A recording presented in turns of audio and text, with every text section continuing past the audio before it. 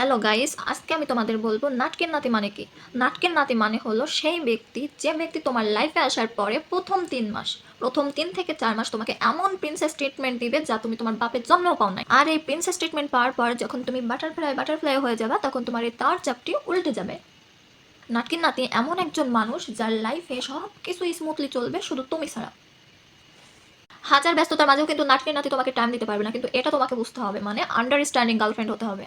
নাটকের নাতি সেই ব্যক্তি যার জন্য তুমি একটু পর পর ফোন চেক করবে, কিন্তু আসলে খুব বদনাম করে ফেলছি না, কিন্তু না, নাটকের নাতির কিন্তু গুণও আছে। তাদের ম্যানুপুলেটিং স্কিল, ও মাই গড।